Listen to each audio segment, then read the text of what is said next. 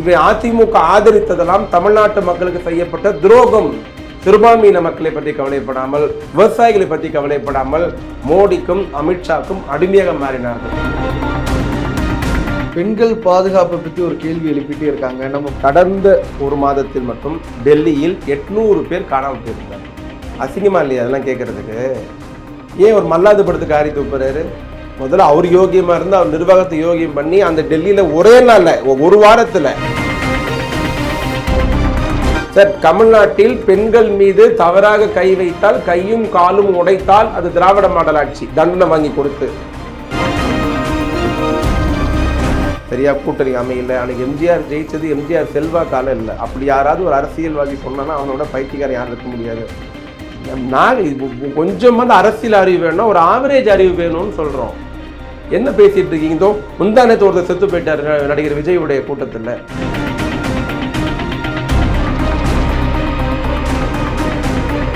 இப்போது புதிய அறிமுகம் ஆச்சி ஹோட்டல் சாம்பார் 50 கிராம் ரூபாய் 20 மட்டுமே. ரெட் நூல் தமிழ் நேயர்கள் அனைவருக்கும் வணக்கம். இன்று நாம் சந்திக்க போகும் சிறப்பு விருந்தினர் திமுக செய்தி தொடர்பாளர் திரு சைதை சாதிக் அவர்கள். சார் வணக்கம். வணக்கம். அதிமுக கூட்டணிங்கிறது மும்முரம் ஆயிடுச்சுன்னே சொல்லலாம். 24ஆம் தேதி ஜெயலலிதா அவர்களுடைய பிறந்த நாளை முன்னிட்டு வேட்பாளர் பட்டியல் வெளியிட போறதால செய்திகளில் பார்க்க முடியுது. திமுக கூட்டணி என்ன இறுதி செய்ய முடியாத ஒரு வடிவத்தில் இருக்கே சார், எப்படி பாக்குறீங்க 2026 தேர்தல் களத்தை? அதிமுக என்ன சுறுசுறுப்பா யார் புதுசா சேர்ந்திருக்காங்க? அதுல பாஜக 2021 யார் கூட இருந்தாங்க? பாஜகவோட. அப்புறம் யார் புதுசா சேர்ந்திருக்கா? அதே கூட்டணியை திரும்ப கட்டமைச்சிருக்காங்க. மறுகட்டமைப்பு செதஞ்சு போய் சின்னாபின்னமான கூட்டணி திருப்பி சுயநலத்துக்காக ஒன்றாகி இருக்கிறார்கள். அப்புறம் அப்போ அதில் என்ன பெரிய விஷயம் இருக்குது? புதுசாக யார் வந்திருக்காங்கல்ல? யாரும் இல்லை. ஓடாத பஞ்சரான சைக்கிள், அழுவி போன மாம்பழம், மலராத தாமரை, வேகாத விசிலடிக்காத குக்கரு, இவங்கெல்லாம் ஆல்ரெடி இந்த கூட்டணியை 21 திமுக தோற்கடித்திருக்கிறது, உள்ளாட்சி தேர்தலில் தோற்கடித்திருக்கிறது, நாடாளுமன்ற தேர்தலில் தோற்கடித்திருக்கிறது, 26 தோற்கடிக்கும். சார், கடைசி ஒரு 10 வருஷத்துல பார்த்தோம்னா திமுக முன்னணியில் இருக்கும். எப்போவுமே திமுக கூட்டணி யார் ஃபர்ஸ்ட் சீல் பண்றா, எவ்வளவு சீட்டு ஒதுக்குறாங்க அப்படின்னு பார்க்கும்போது திமுக கூட்டணி ஒரு முன்னிலையில் இருக்கும். ஒரு தவறான இந்த முறை எப்படின்னா திமுக கூட்டணி இன்னும் ஒரு இறுதி வடிவம் பெறல. இப்படி ஒரு தவறான பிம்பத்தை எல்லா ஊடகங்களும் யூடியூப்களும் கட்டமைக்கிறீங்க. 2019 நாடாளுமன்ற தேர்தலில் நாங்கள் கூட்டணி குழு அமைத்த ஆண்டு தேதி என்ன? 2021 சட்டமன்ற தேர்தலில் நாங்கள் குழு அமைத்த தேதி என்ன? பேச்சுவார்த்தை நடத்தின தேதி என்ன? 2024 தேதி என்ன? உங்களுக்கு என்ன சார் அவ்வளோ அவசரம்? தேதி எடுத்து பாருங்கள். நாங்கள் அமைச்சதெல்லாம் பிப்ரவரி 29, மார்ச் 2, மார்ச் 7 அப்படி தான் சார் அமைச்சோம். எங்கள் கட்சி ஜெயிக்கிறதுக்கான வழிமுறை எங்களுக்கு தெரியாதா? யார் எப்போ குழு அமைக்கணும், எப்போ கூப்பிட்டு பேசணும், எப்போ இறுதி வடிவம் கொடுக்கணும்னு எங்களை விட பதட்டம் உங்களுக்கு அதிகமா இருக்கே. இந்த ஊடகங்கள் மட்டுமே இந்த கேள்வியை கேட்கல, ஊடகங்கள் இருக்கக்கூடிய கட்சிகள் யாருமே கேட்கல. 3 மாதங்களா நாங்க கூட்டணியில குழு அமைச்சிருக்கிறோம் பேச்சுவார்த்தை நடத்த, ஆனா இப்ப வரைக்கும் கூப்பிடாத ஒரு வருத்தமா இருக்குன்னு காங்கிரஸ் கட்சியை சேர்ந்தவர்கள் தான் சொல்றாங்க. நாங்கள் தேர்தல் அறிக்கை மாவட்டம் வாரியா தேர்தல் அறிக்கை கேட்டுட்டு இருக்கோம். தமிழ்நாடு ஃபுல்லா சொத்தணும். பார்லிமெண்ட் நடந்துட்டு இருக்கு. 17 பட்ஜெட் தாக்கல் பண்ணுறோம். இந்த பணியெல்லாம் இருக்கு இல்லைங்க. இதில் இந்த 3 வேலையை பார்க்குறவங்க தானே கூட்டணி பேச்சுவார்த்தை குழு அமைக்க முடியும். ஆக இந்த 3 பணி முடிந்த பிறகு தலைமை கழகம் குழு அமைக்கும், பேச்சுவார்த்தை நடக்கும். பெயர் பட்டியல் வரைக்கும் ரெடிங்கிறாங்க அதிமுக. நம்ம பேச்சுவார்த்தை நடத்துறதுக்கு 22ஆம் தேதி தான் குழு போட்டிருக்கோம். இதை சொல்லுங்க, காலி கரண்டி எப்படி ஒன்றா சுத்தலாம் சார். பொருள் இருக்கிற கரண்டியை தான் பொறுமையாக கையாளணும். எண்ணெய் வெறுங்கரண்டி எப்படி வேணா சுத்தலாம், நாங்கள் எண்ணெய் வச்சிருக்கோம் கரண்டி. பொறுமையாக கூட்டணி எப்படி சார் இருக்கும்னு நீங்கள் நினைக்கிறீங்க? 2026 கொஞ்சம் டஃப்பாக இருக்கும் போலயே. யாருக்கு எதிர்கட்சி அதிமுக கூட்டணி எதிர்கொள்றது 2வது, முதல்ல நம்ம கூட்டணி கட்சிகளே சமாளிக்கிறது பெரிய விஷயமா இருக்கு. இப்போ எப்பவுமே கூட்டணின்னு வச்சுங்க, அதிமுகவோட சேர்ந்திருப்பது சீட்டுக்கான கூட்டணி. அது சீட்டு சட்டமன்ற தொகுதியை வைத்து மையமாக வைத்து கொடுங்க. அவங்களே சொல்லிட்டாங்க, அந்த கொள்கை வேறு கூட்டணி வேறு அப்படின்னு அவங்க சொல்லிட்டாங்க. ஆனால் திமுகவில் சீட்டுக்கான கூட்டணி எல்லாம் கொள்கை கூட்டணி. ஒரே கொள்கை தான், பாசிசத்தை எதிர்க்கணும், ஜனநாயகத்தை காப்பாற்றணும், மதவாதம் உள்ளே வரக்கூடாது, தமிழகத்தை பின்தங்கி விடக்கூடாது, தமிழ்நாட்டை தலைகுனிய விடக்கூடாது. இந்த சித்தாந்தத்தில் எங்களோடு இருக்கிற பொது உடைமை இயக்கமாக இருந்தாலும், காங்கிரஸாக இருந்தாலும், திருமாவளவனாக இருந்தாலும், இஸ்லாமிய இயக்கங்களாக இருந்தாலும் எல்லோரும் உறுதியாக இருக்கிறார்கள். அதனால இந்த கூட்டணி 10 வருஷம் நீடிக்க முடியுது. அதிமுக கூட்டணி எப்பெல்லாம் சேர்ந்து எப்பெல்லாம் உடைஞ்சுது? 2021 பாஜக அதிமுக கூட்டணி மேடையில் என்ன பேசினாங்க? 2024 நாடாளுமன்ற தேர்தல் பாஜக அதிமுக கூட்டணியே உடைந்தது. அதுக்கு என்ன ரீசன் சொன்னாங்க? இப்போ என்ன மாற்றம் வந்துச்சு? திருப்பி 2 பேரும் ஒன்றா சேர்ந்துட்டாங்க. அது முழுக்க முழுக்க மக்கள் நிராகரித்த சந்தர்ப்பவாத கூட்டணி. ஸ்டாலினை வீழ்த்த வேண்டும், ஸ்டாலினை வீட்டுக்கு அனுப்ப ஏன் வேண்டும், வீழ்த்தணும்? இதற்காக எங்களுடைய கூட்டணி அமைச்சிருக்கோம்னு ஏன் வீழ்த்தணும்? பாஜக ஏன் சொல்றாங்க. வீழ்த்தணும் சொல்லுங்க. தமிழ்நாட்டை பொருளாதார மண்டலமாக மாற்றி இன்னைக்கு தமிழ்நாட்டை வெளிநாடுகளோடு போட்டி போடக்கூடிய அளவுக்கு தமிழ்நாட்டை 4.25 ஆண்டு காலத்தில் வளர்ச்சி அடை செய்திருக்கிறார். அதுக்காக நிறுத்தணுமா?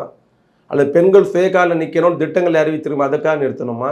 இன்னைக்கு கல்வியும் சுகாதாரத்தையும் 2 கண்கள்னு சொல்லி இன்னைக்கு அதிக நிதி ஒதுக்கி ஐநா சபை அடைத்து வீடு தேடி மருத்துவத்திற்கு இல்லை அவார்டு கொடுத்துருக்கு, அதுக்காக விழுத்தணுமா? இல்லை இலவச பெண்கள் எல்லாம் வந்து வரைக்கும் பஸ்ஸில் வந்து விடியல் பயணம் போகிறாங்களே, அதுக்காக நிறுத்தணுமா? இல்லை ஊரெல்லாம் காலேஜ் கட்டிருக்கோம், யூனிவர்சிட்டி கட்டிருக்கோம், ரோடு போட்டிருக்கோம், ஸ்கூல் கட்டியிருக்கோம், தெருவிலுக்கு போட்டிருக்கோம், தொழிற்சாலை கொண்டு வந்திருக்கோம், எல்லாம் அடிப்படை வசதி செய்து கொடுத்துருக்குமே, அதுக்காக விழுத்தணுமா? பெண்களுக்காக இந்த ஸ்டேட்லையுமே இல்லாத அளவிற்கு 16,000 மாற்றுத்திறனாளியை அதிகாரத்தில் உட்கார வைத்திருக்கிறோமே, அதனால விழுத்தணுமா? உள்ளாட்சி அமைப்புகளில் எல்லாம் பட்டியல் போட்டு சொல்றோம், ஒவ்வொரு துறையிலையும் இவ்வளோ பேருக்கு வேலை கொடுத்துருக்குறோன்ட்டு. எதுக்காக விழுத்தணும்? உங்களுடைய சுயநலத்திற்காக. உங்களுக்கு அடிபணியில தமிழ்நாடு உங்கள்கிட்ட வளைஞ்சு தர மாட்டேங்குது, நீங்கள் நீட் ரேட்டில் கையெழுத்து போட மாட்டோம், நாங்கள் எதிர்த்து கேள்வி கேட்குறோம். உதயமின் திட்டத்தில் ஜெயலலிதா கையெழுத்து போட மாட்டேறாங்க, எடப்பாடி கையெழுத்து போட்டார். உணவு பாதுகாப்பு திட்டத்தில் ஜெயலலிதா கையெழுத்து போட மாட்டேன்னாங்க, எடப்பாடி கையெழுத்து போட்டார். என்ஆர்சியில் திமுக எதிர்த்தது, அதிமுக ஆதரித்தது. சிஏஏல திமுக கடுமையாக எதிர்த்தது, அதிமுக ஆதரித்தது. முத்தலக் தடை சட்டம் திமுக எதிர்த்தது, அதிமுக ஆதரித்தது. காஷ்மீர் 370 திமுக எதிர்த்தது, அதிமுக ஆதரித்தது.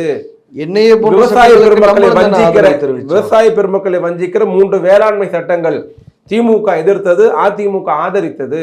இவை அதிமுக ஆதரித்ததெல்லாம் தமிழ்நாட்டு மக்களுக்கு செய்யப்பட்ட துரோகம். சிறுபான்மையின மக்களுக்கு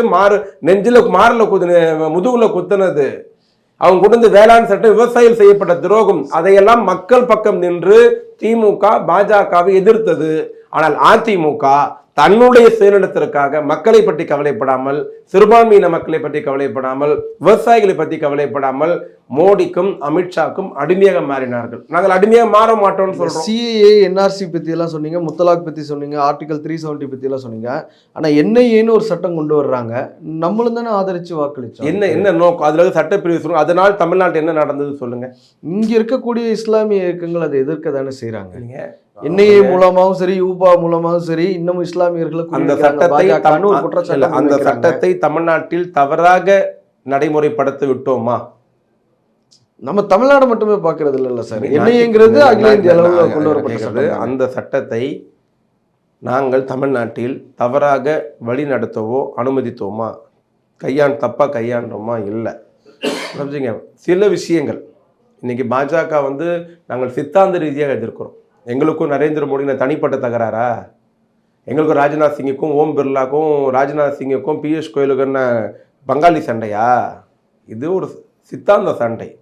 நாளைக்கே நரேந்திர மோடியோ அமித்ஷா வந்து மதச்சார்பற்ற கொள்கை தான் எங்கள் கொள்கை, மதவாதம் பேச மாட்டோம், 370 நீக்க மாட்டோம், இப்படி ஆல்ரெடி சொன்னவங்க தான் அவங்க 99 தேர்தலில்.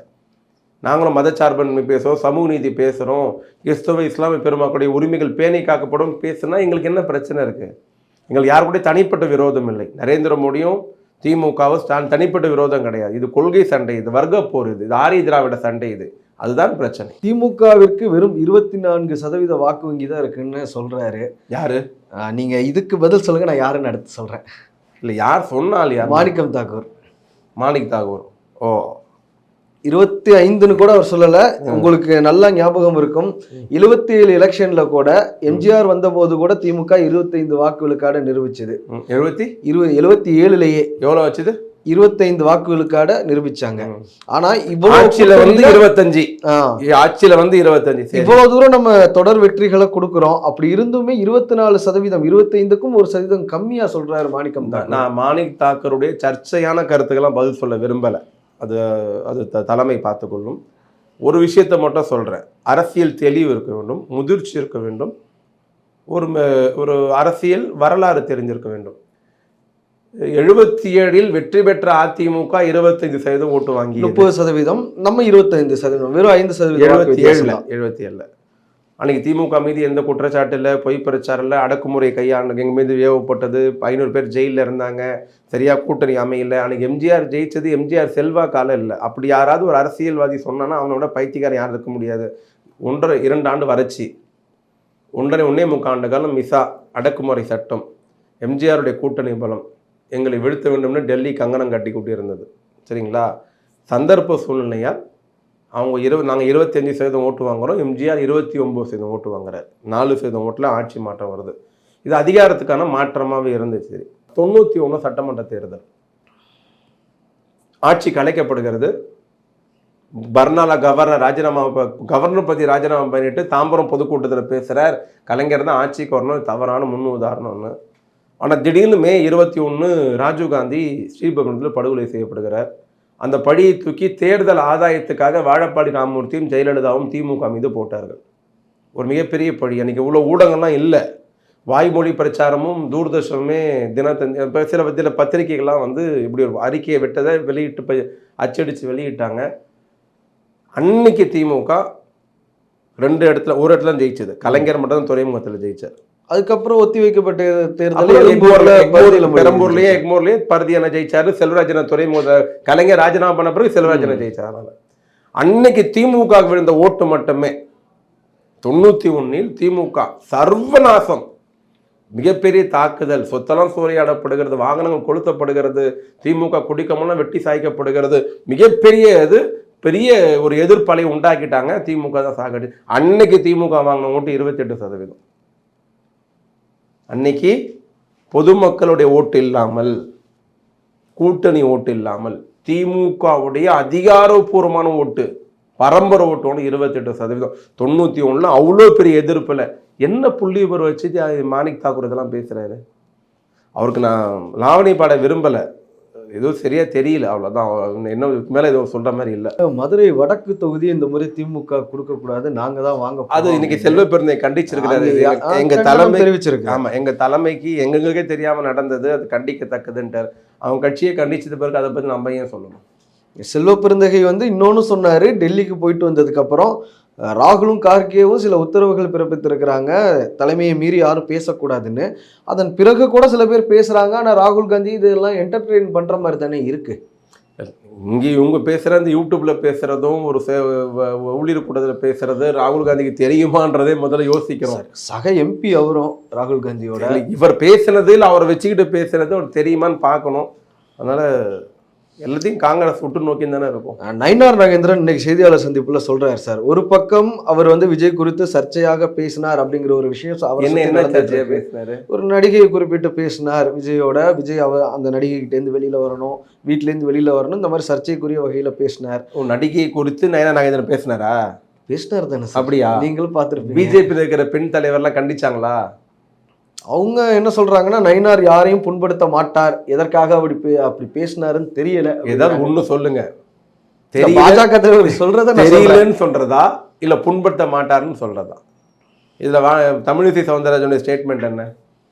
நயினார் என்ன காரணத்திற்காக பேசினாருன்னு எனக்கு தெரியல அப்படிங்கிறாங்க. வானதி ஸ்ரீனிவாசன் என்ன சொல்றாங்கன்னா, என்னுடைய கருத்தை நான் அவர்கிட்ட சொல்லுவேன், உங்க நிலைப்பாடு என்னன்னு பத்திரிகையாளர்கிட்ட சொல்லுங்க. அந்த கட்சியில் இருக்கிற அக்கா குஷ்புவோட நிலைப்பாடு சரி அப்படியே வச்சுப்போம். இந்த வார்த்தையை திமுக இருக்கிற யாராவது ஒரு முன்னணி தலைவர் சொல்லியிருந்தாருன்னா, குஷ்புவும் தமிழிசை சவுந்தரராஜனும் வானதி சீனிவாசனும் அண்ணாமலையும் எல் முருகனும் என்ன பேசியிருப்பார்?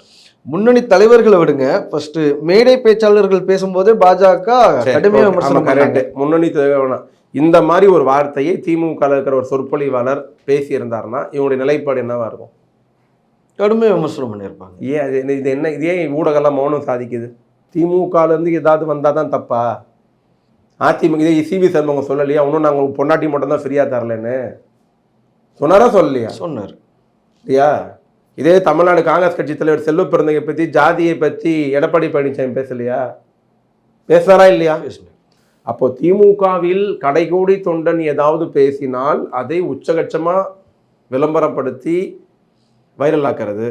ஆனால் எதிர்முகாமில் இருப்பவர்கள் யார் எவ்வளவு கேவலமாக பேசினாலும் அதை வாய் மூடி ஒரு ஃபார்மாலிட்டி கொண்டு போகிறதுன்னா இது ஜனநாயகத்தை நல்லது இல்லையே. நயினார் நாகேந்திரன் தொடர்பாக நான் கேட்க வந்த கேள்வி வேற.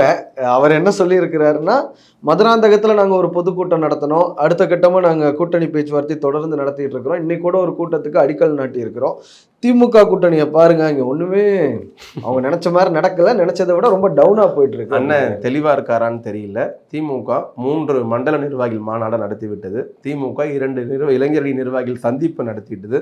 இதுல மட்டுமே நாங்க 12 லட்சம் பேரை பார்த்துட்டோம். இன்னும் வெளிப்படையாக சொன்னால் திமுக முதல் கட்ட பிரச்சாரத்தை முடிச்சிருச்சு. கிரவுண்ட் லெவலில் பாகத்தலைவர் கூட்டம், பிஎல்சி கூட்டம், இளைஞர் நிர்வாகிகள் கூட்டம், நாங்கள் கிரவுண்ட் லெவலில் எங்கள் வேலையை பார்த்துட்டு தான் இருக்கோம். உற்சாகமாக இருக்கிறாங்க. அடுத்து ஸ்டாலின் மகளிர் படை பிரச்சாரத்துக்கு கிளம்ப இருக்கிறாங்க. ஆக எங்கள் லெவலில் நாங்கள் போயிட்டு தான் இருக்கிறோம். நீங்கள் கிளம்புங்கன்றோம். நீங்கள் நரேந்திர மோடி கூட்டம் நடத்துனீங்க மதுராந்தகத்தில், ஏன் கூட்டம் வரல? எத்தனை மாவட்டம் அது? எவ்வளோ சேர் போட்டீங்க? என்ன கணக்கு சொன்னீங்க? ஏன் கூட்டம் வரல? ஏன் அந்த கூட்டத்தை பாதி அதிமுக தொண்டர்கள் புறக்கணித்தார்கள்? சார் 50,000 பேர் வந்தாங்க அப்படிங்கிறாங்க. ஏங்க அதிமுக தொண்டர்கள் புறக்கணித்தார்கள்? ஏன் அந்த கூட்டத்தில் 45 நிமிஷம் பேசின நரேந்திர மோடி ஒரு இடத்துல கூட எடப்பாடி பழனிசாமி பேரை சொல்லலை? நம்ம ஏன் ஒரு இடத்துல கூட அதிமுக தான் ஆட்சி அமைக்கும்னு சொல்லாம என்டிஏ ஆட்சி அமைக்கும்னு சொன்னாரு? டபுள் இன்ஜின் தானே அவங்க எப்பவுமே அது டப்பா இன்ஜின் நாங்கள் சொல்லிட்டோம். டபுள் இன்ஜின்ல ஏன் சொல்லலை? நீங்களே எடப்பாடி பேர் சொல்ல தயங்குறீங்க, நீங்களே அதிமுக பேர் சொல்ல தயங்குறீங்க. உங்க கூட்டத்துக்கு வரமாட்டேன்னு அதிமுக தொண்டெல்லாம் அடம் பிடிக்கிறான். நம்ம ஏர்போர்ட் வரைக்கும் போயிட்டு வரவேற்றோம்னா அதையும் விமர்சனம் பண்றோம். பாருங்க, அண்ணா பேர்ல இருக்கக்கூடிய கட்சி வந்து இங்க இருந்து போய் டெல்லியில இருந்து வரக்கூடியவங்கள வரவேற்குது அப்படின்னு, இங்க வந்தா இப்படி நம்ம விமர்சனம் பண்றோம், இங்க ஏன் வரல அப்படின்னு. நடிகர் விஜய் முதல் நாள் சிபிஐ விசாரணைக்கு போறப்போ என்ன கலர் சட்டை போட்டு போனாரு? கருப்பு சட்டை. 2வது முறை சிபிஐ விசாரணைக்கு போறப்ப என்ன கலர் சட்டை போட்டு? நார்மல் கலர் மாறிடுச்சு. என்ன கலர்? வெள்ளை. சரண்டர் ஆயிட்டீங்களா? நான் சொல்லவா இப்போ? அப்படின்னா சரண்டர் ஆயிட்டீங்களா? ஒத்துக்கிட்டீங்களா? குனிஞ்சிட்டீங்களா? வளைஞ்சி? ஒரே தான் சொல்றாருல, அழுத்தம் இருக்குது, உண்மைதான். நான் கேட்குது, முதல் நாள் கருப்பு சட்டை, 2வது நாள் வெள்ளை. சரி, நாங்க கொடையில வித்தியாசம் சொல்றீங்கல்ல, வெள்ளை கொடைக்கு என்ன சொன்னீங்க நீங்க? சமாதானம் நீங்க தானே சொன்னீங்க. அப்போ உங்க வெள்ளை சட்டைக்கு அர்த்தம்? உங்க கொடையை வச்சு பேசினா நீங்க உடைய வச்சு பேசுறீங்க. ஆமா, நாங்கள் கொஞ்சம் அரசியல் அறிவு வேணும்னா ஒரு ஆவரேஜ் அறிவு வேணும்னு சொல்றோம். என்ன பேசிட்டு இருக்கீங்க? இதோ முந்தானத்து ஒருத்தர் செத்து போயிட்டார் நடிகர் விஜயுடைய கூட்டத்தில், இரங்கல் கூட வரலையேங்க. பாடி வாங்க மாட்டேன்னு உறவினர் வந்து ரோடுக்கு மறியல் பண்ற வரைக்கும் அந்த கட்சியில ஒருத்தர் பார்க்கலையே. ஏன்? ஒருத்தர் வேலை தூக்கி கையில கொடுத்து வேலை கும்பிட்டு பார்த்துக்கிறேன், வேலை கொண்டு சல்யூட் அடிக்கிறான். இதெல்லாம் எங்க போய் முடியும்? என்ன கணக்கு இதெல்லாம்? ஒருத்தர் சொல்றாங்க, ஏன் பட்ஜெட்டை பத்தி உங்க தலைவர் அறிக்கையே உள்ளன்னா முதலமைச்சர் பட்ஜெட் படிக்கலையே, அதை பத்தி கேட்பீங்களான்றான். அது ஃபைனான்ஸ் மினிஸ்டருடைய வேலைன்னு கூட அடிப்படை கூட தெரியல அவனுங்களுக்குலாம். இந்த ரகத்தெல்லாம் வச்சு எப்படி அரசியல் பண்றது சொல்லுங்க. பார்க்கலாம் சார், எப்படி 2026 தேர்தல் கிழமை இருக்கு அப்படின்னு. ரொம்ப நன்றி, இவ்வளவு நேரம் எங்களுக்காக நேரம் தந்து நேர்காணல் அளித்ததற்கு. இப்போது புதிய அறிமுகம் ஆச்சி ஹோட்டல் சாம்பார் 50 கிராம் ரூபாய் 20 மட்டுமே.